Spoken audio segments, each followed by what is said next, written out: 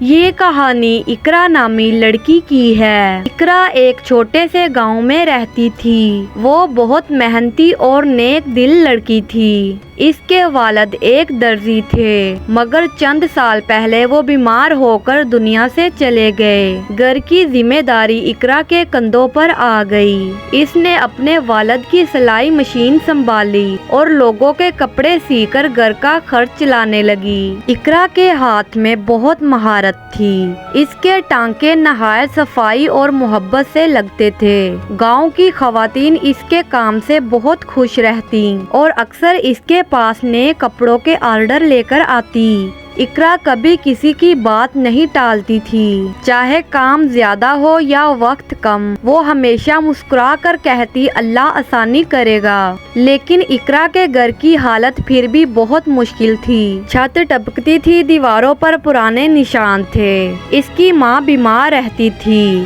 اور دو چھوٹے بہن بھائی اسکول جاتے تھے۔ اقرا رات دیر تک جاگ کر سلائی کرتی تاکہ فیس اور دوا کے پیسے پورے ہو سکیں۔ اس کے دل میں ایک ہی خواہش تھی کہ اس کی ماں صحت مند ہو جائے اور بہن بھائی تعلیم حاصل کر کے اچھا مستقبل بنائیں۔ ایک دن گاؤں کے صاحب حیثیت خاندان کی لڑکی مہرو اپنی شادی کا جوڑا سلوانے آئی۔ وہ بہت نازک مزاج اور تھوڑی مغرور تھی۔ اس نے اقرا سے کہا میرا جوڑا سب سے خوبصورت ہونا چاہیے۔ اگر تم نے خراب کیا تو یاد رکھنا میں ہر جگہ تمہاری شکایت کروں گی۔ اقرا نے مسکرا کر کہا فکر نہ کرے، میں اپنی پوری کوشش کروں گی۔ جوڑا سلائی کرنا بہت مشکل تھا۔ باریک کپڑا، باریک کام اور نازک ڈیزائن۔ اقرا کئی راتیں جاگتی رہی۔ کبھی ہاتھ کانپنے لگتے، کبھی آنکھوں میں آنسو آ جاتے، مگر اس نے ہمت نہیں ہاری۔ اس کی ماں اسے دیکھ کر کہتی بیٹی تھوڑا آرام کر لو۔ اقرا نرمی سے کہتی